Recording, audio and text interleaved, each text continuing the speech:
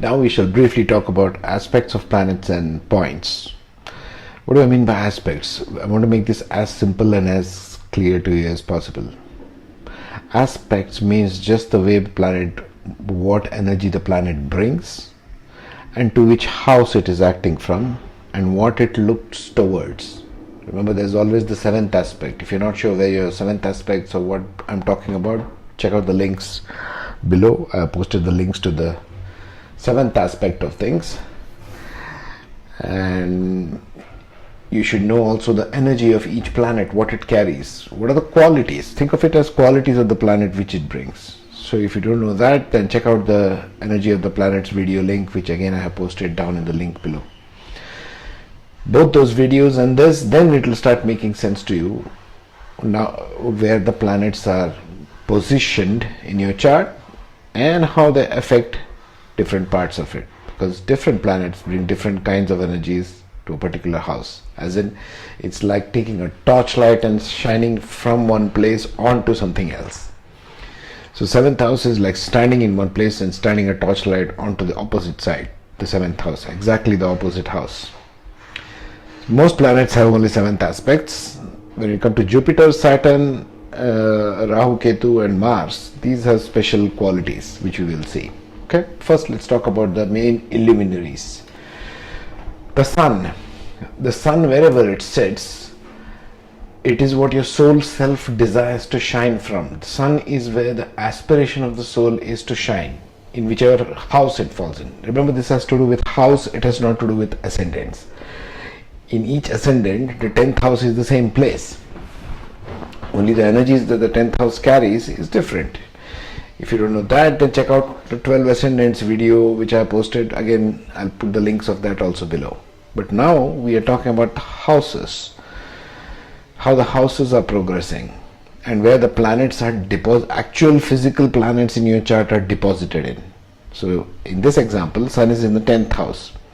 So what the soul self of this person desires is to shine in the house of career. 10th house is of career. He desires fame, recognition, success. So this particular example, this person will be driven by going towards professional success, achieving fame in that, desires to shine there. The soul self. The sun is representative of the soul. So that's where it wants to shine, in the 10th house qualities. The 10th house qualities is of career, of recognition, fame, success, business, success, everything. So that's where he wants to shine. But the seventh aspect of it, it brings to 4th house. The opposite of 7th house is the 4th house.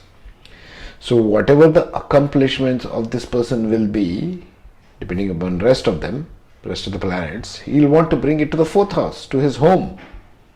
He wants to show, to put it in a very lame language, he wants to show off his fame to his home people. Look what I have achieved, look what I have done. Those results he wants to bring it to the home. Okay, that's the sun. And depending upon where it is deposited, it can be in any one of them. It can be even in the 12th house, it will want to bring it to the 6th house, like that. So it goes upon the qualities of the house. See the house and house's qualities video. I'll put that also as a link, and you can go through that. And then you will know that why which planet deposited brings different kind of energies to you. Let's talk about the moon.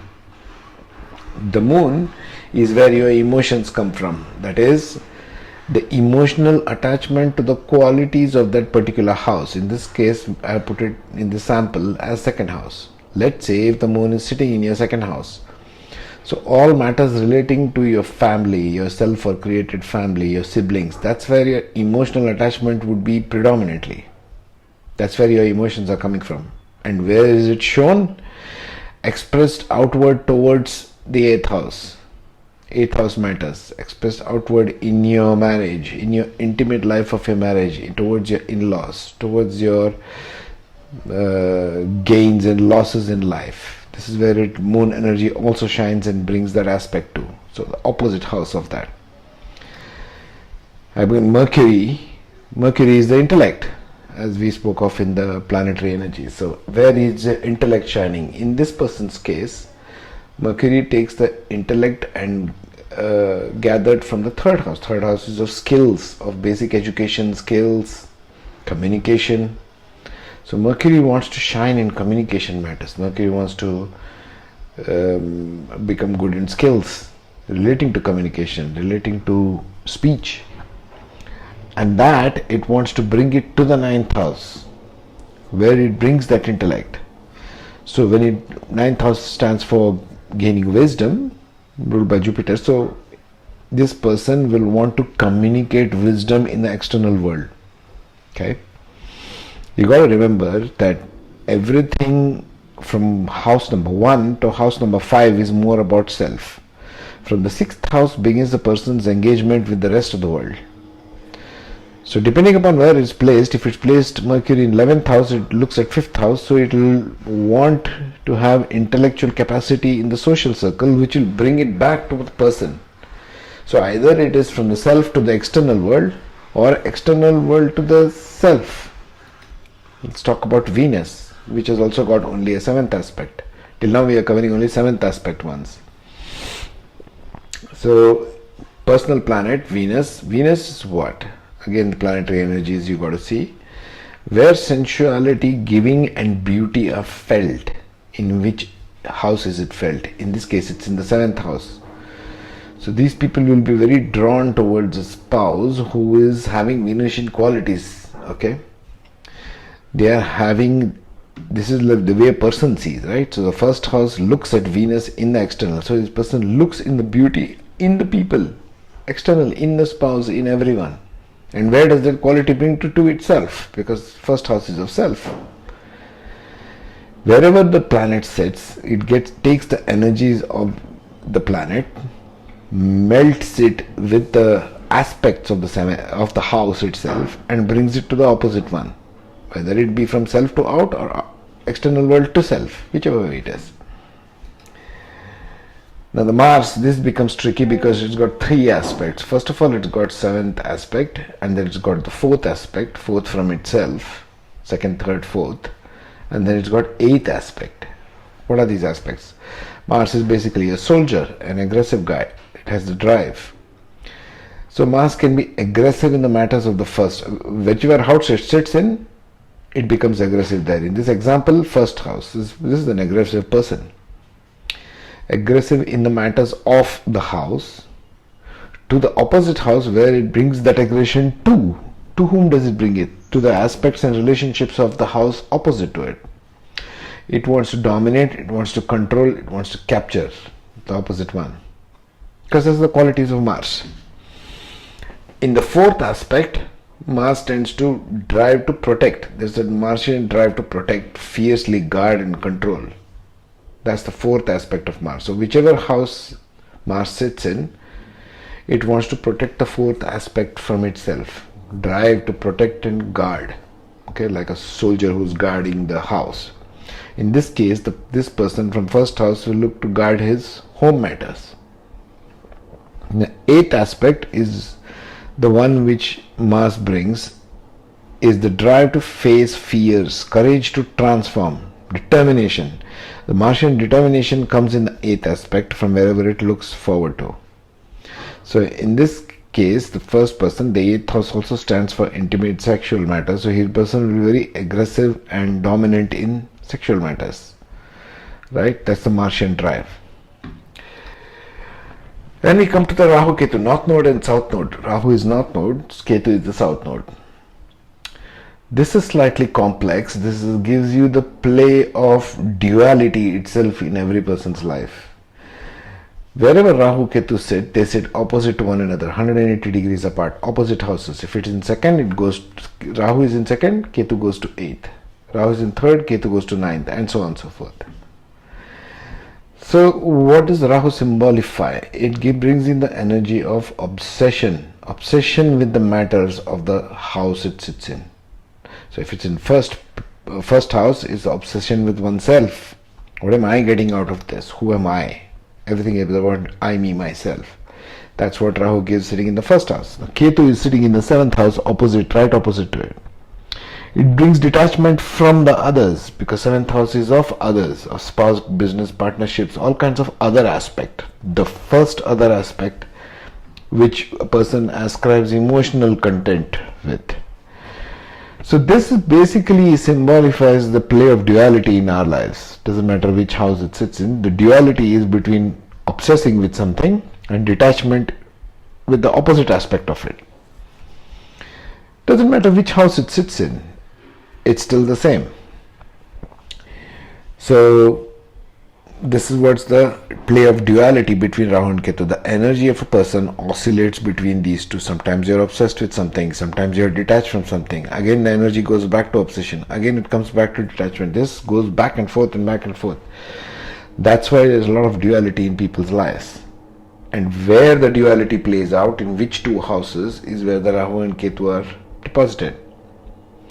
But there's good news here. Let's say the fifth aspect from Rahu and the ninth aspect from Rahu will give you the places to learn where the quality is learned from. For example, we have put Rahu here in the first house.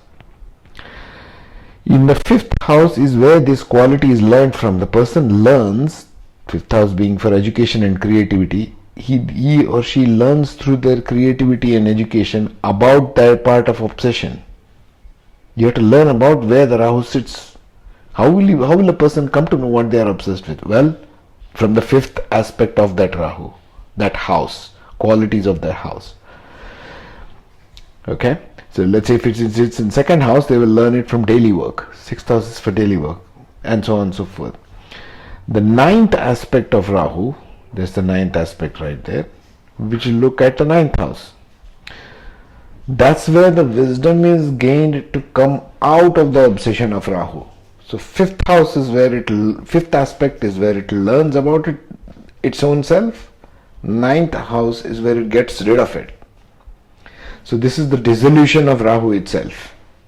Similarly, Ketu also has fifth and ninth aspects. So fifth aspects of Ketu from, in this example, seventh house goes to 11th house. So this person learns about detachment aspects from social networks, from their friend circle. They will learn about themselves more from there, where the quality is learned from. Why am I detached so much? The 11th house brings that wisdom. Because Rahu Ketu are two points, they are not really planets, which can be learnt and dissolved only by wisdom. It cannot be by intellectual learning. It can be by wisdom. That's why the fifth and ninth aspect, which is of Jupiter, we'll see that later. So fifth aspect of Ketu here becomes 11th house, social networks. And where's the ninth aspect where Ketu is nullified? Ketu is nullified in the third house, where the wisdom is learned to get out of. What is the third house for? For skills, for speech, for communication.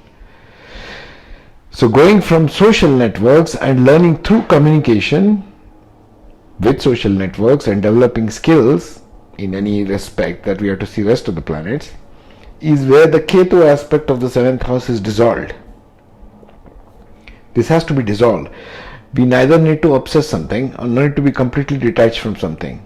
But unless we know this and exercise this consciously, one person is going to hang around from birth to death in this obsessive compulsive push and pull. Very important to understand, because this does not yield fruits.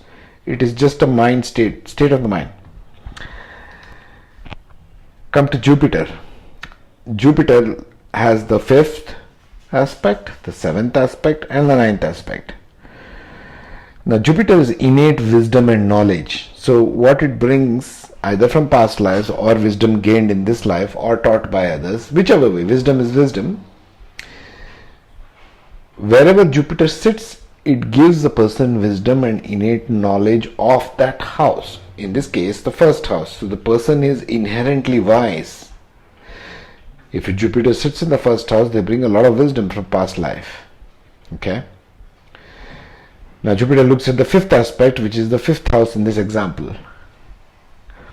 So in this example, the wisdom and innate knowledge of the first house, Jupiter will want to bring as the desire to teach students, children, mentees. If the person might become a mentor and he might want to teach others. This is where the Jupiter feels called to deliver the wisdom. Okay, So as the Jupiter shifts, if it goes to second house, it is called to deliver wisdom to the sixth house people, daily work. It gains wisdom from the second house and brings it to the sixth house. So it shifts the way the Jupiter shifts in your chart. The ninth aspect of Jupiter is about becoming the teacher. You yourself, the person who is this person we are talking about, the first house Jupiter, wanting to become the master and gaining mastery over. So if a person wants to become a wise person through life, through learning, that's their ultimate goal. That's the ultimate goal that Jupiter wants to attain wherever it sits in. So ninth aspect gives the person might want to gain mastery over the aspects of that house. In this case, the ninth house. In this case, wisdom itself. In this case, the person himself might want to become a guru. But if it goes to the 10th house, it might be mastery over career. If it's second house, the ninth house aspect becomes the 10th house, which is career goal success. The second house, the person might want to achieve success in career, not necessarily becoming mastery as in a guru or a teacher. Next, we will take up Saturn. Saturn has got three aspects. Again, the seventh aspect, the third aspect, and the 10th aspect. How do this go? The seventh aspect of Saturn is a place of karmic work. Wherever Saturn lands in whichever house, that's the place a person must work through life. That's what a person will be called to work. This is a place of karmic work. Karmic work means what? It's the stuff your soul came to do this lifetime. In which area? That's what it is indicative of. The place of karmic work is where the Saturn is sitting. From there, it looks to seventh aspect. What is the seventh aspect? Opposite side? The people aspect. The commitment needed and engagement with people. Saturn's seventh aspect is where the people aspect of Saturn wants to meet the people. Saturn is, remember, we spoke about this in earlier videos. It's more about the others. That's why it's exalted in Libra. It's about others. It's not about myself. Not I, me, myself. Sun is about I, me, myself. Saturn is the enemy of Sun. Saturn wants to go out there and do stuff for others. The third aspect, whatever house sits third from Saturn, 1, 2, 3, that becomes the third house in this example, becomes a place of effort, place of hard work, place of skills development, place where the person needs to organize and structure his or her life.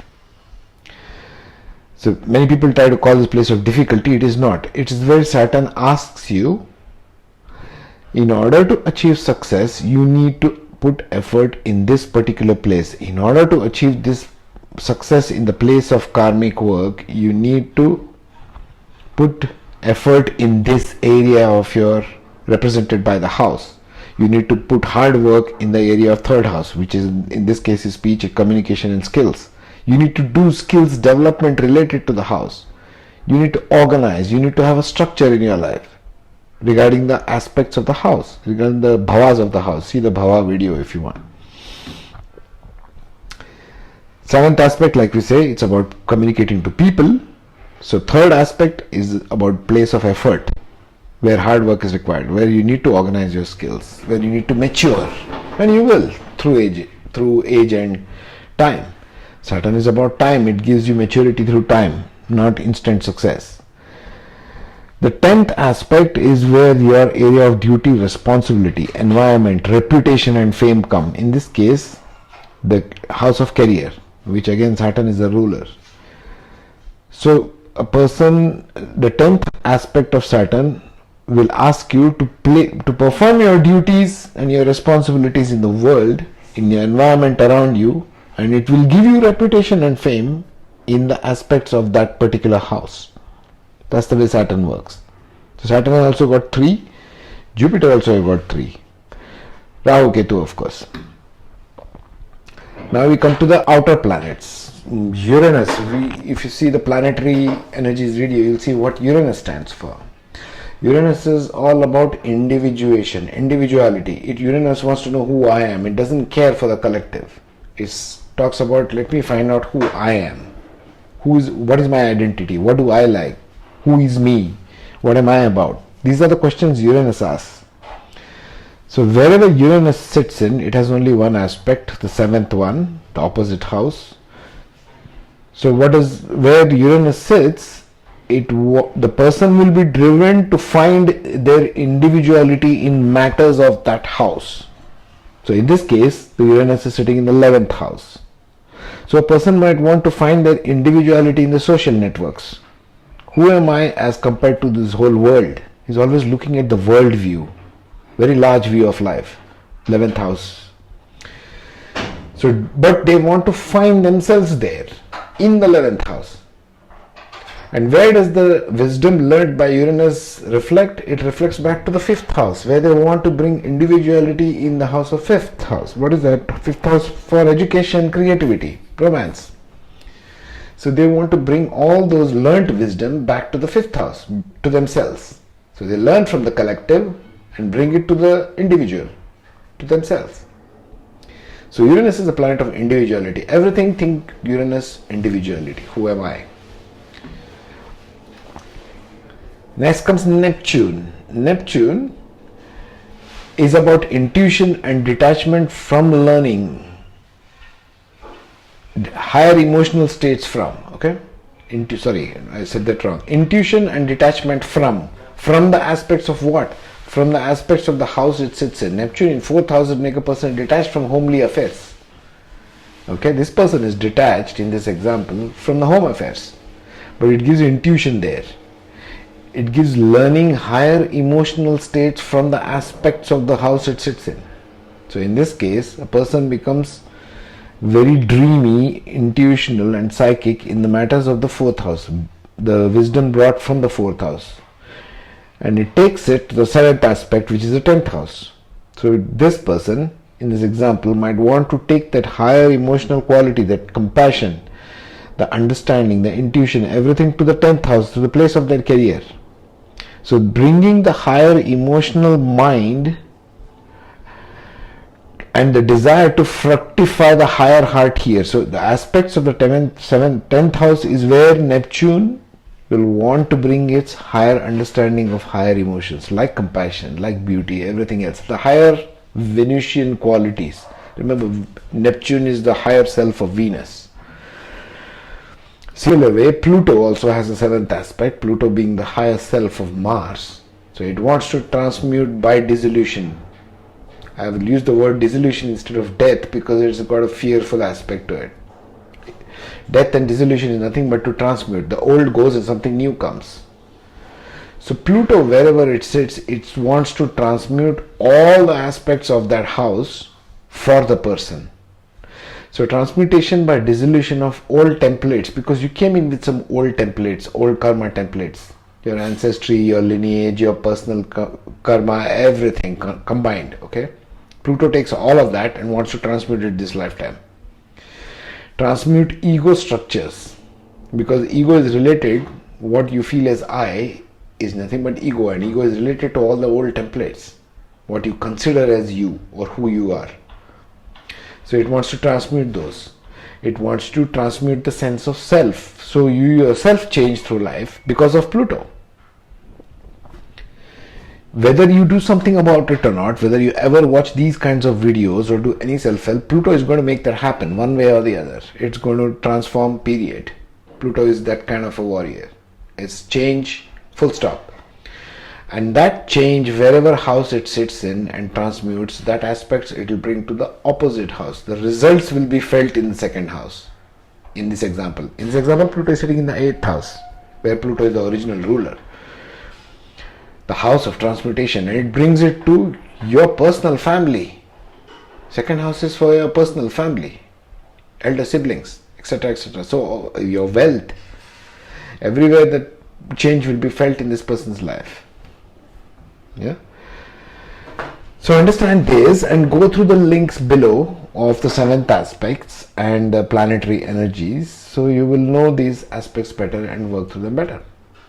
In both the aspects, remember, I will use this video in career as well as in relationships. So it is vital for you to understand this planetary aspects, otherwise you will not know what's going on there. I will refer those videos back to this one. Ta-ra for now.